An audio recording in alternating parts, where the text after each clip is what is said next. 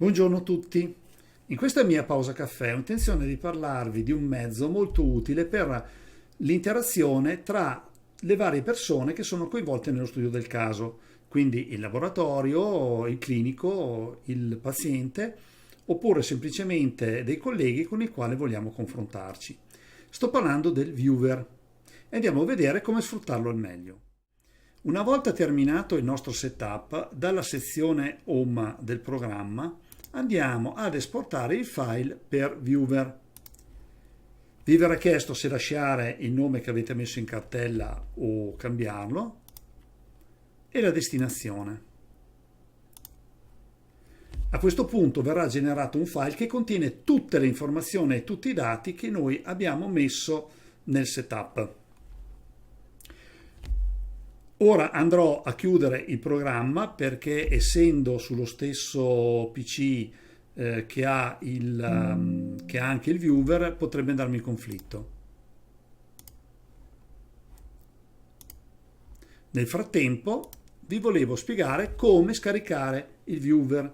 È molto semplice.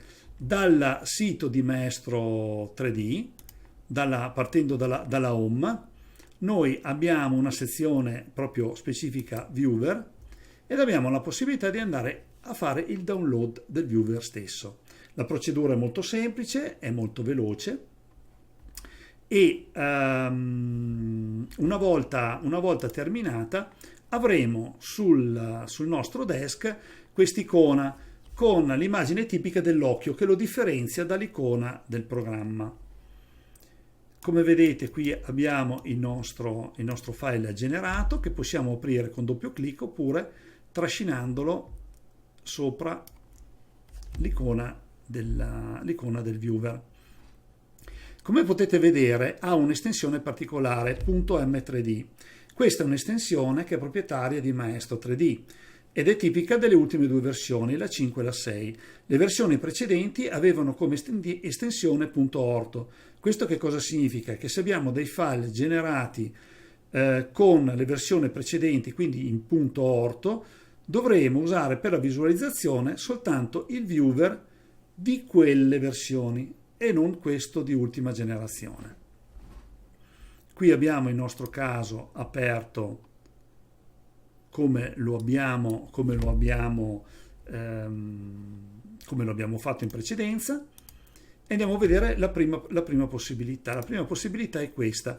Noi abbiamo come metodo diciamo usuale quello di generare un filmato in automatico dal programma, che però non ci permette di usare tutte le visuali che noi vogliamo. Ci sono delle visuali predefinite. In questo caso invece noi possiamo scegliere la velocità e soprattutto possiamo decidere in quale posizione noi far vedere il caso, ad esempio, al paziente, in modo che si renda conto meglio dei movimenti eseguiti. Quindi a livello dimostrativo, a mio parere, è molto più valido. Vedete, possiamo scegliere la velocità, vengono visualizzati gli attachment. In più, cosa possiamo fare? Andando a selezionare il template dal menu tendina dell'elenco dei modelli generati, noi abbiamo l'entità dei nostri PR. Se queste etichette infastidiscono la vista oppure non abbiamo necessità di visualizzarli, li possiamo andare a disattivare con l'apposito tasto. Dalla sezione analisi misure abbiamo altre possibilità. La prima è quella di andare ad analizzare eventuali precontatti occlusali. Qui come interazione oppure come distanza. Abbiamo le nostre scale e usando la distanza abbiamo la possibilità, con il cursore sulla zona evidenziata, abbiamo la possibilità di andare a notare proprio e visualizzare il valore numerico in quella precisa posizione.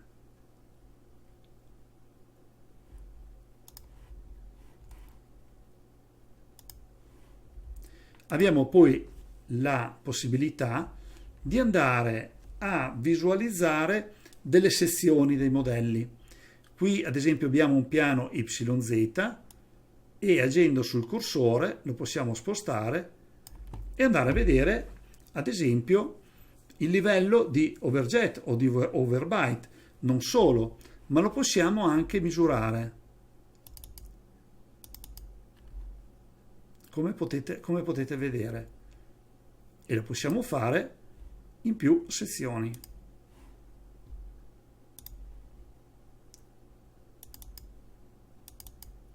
Sto facendo delle misurazioni non molto precise, ma soltanto a scopo dimostrativo. Quindi poi le possiamo andare a richiamare.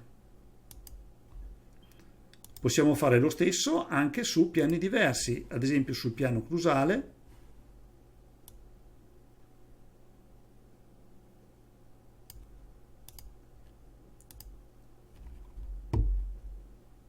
Oppure sul piano XY.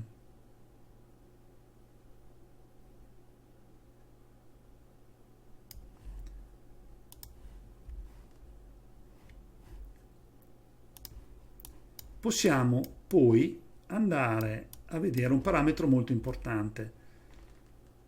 Dalla misure dei denti, quindi dove viene riportato tutto l'elenco dei denti con tutti i vari diametri mesiodistali, noi abbiamo la possibilità di andare a visualizzare il Bolton, molto utile soprattutto in quei casi dove abbiamo qualche dubbio per quanto riguarda le estrazioni o meno.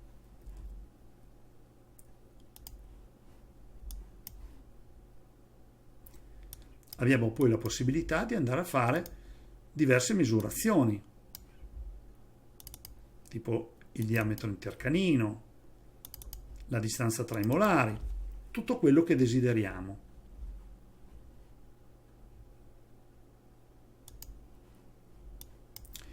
Ma una funzione secondo me molto importante è questa, quella della sovrapposizione dei modelli.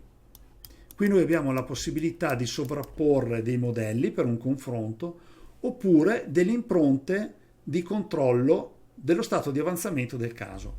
Facciamo un esempio. Qui abbiamo il modello iniziale di questo caso.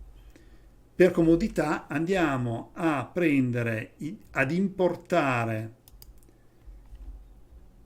il modello, l'ultimo modello della serie. Questo, ripeto, è per comodità, ma qui potremmo andare ad importare benissimo l'impronta di controllo oppure un altro modello. Come vedete abbiamo i due modelli a confronto. Andiamo avanti, mettiamo dei punti di repere in modo di far coincidere i modelli stessi. In questo caso è meglio prendere punti che sappiamo essere rimasti fermi.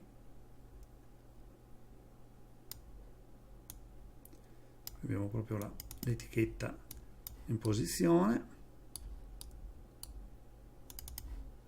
Andiamo a prendere magari delle imperfezioni dei denti che ci danno più. Scusate, no, qui ho sbagliato. Come vedete si può anche rimediare tornando indietro.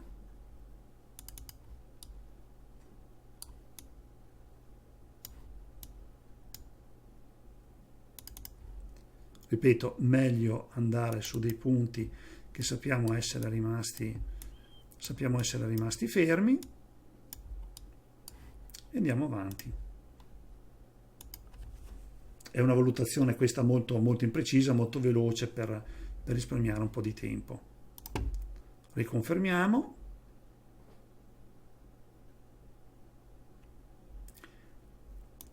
E possiamo vedere i due modelli sovrapposti. Con visualizza, vedete che possiamo evidenziare di più uno o l'altro. Qui c'è una scala di confronto e andando con il cursore nello spazio, vedete che qui non essendoci stati i movimenti degli elementi, praticamente la differenza è zero, mentre su questi elementi che sono stati movimentati possiamo vedere la differenza. Ripeto, molto utile nel confronto con le impronte di controllo.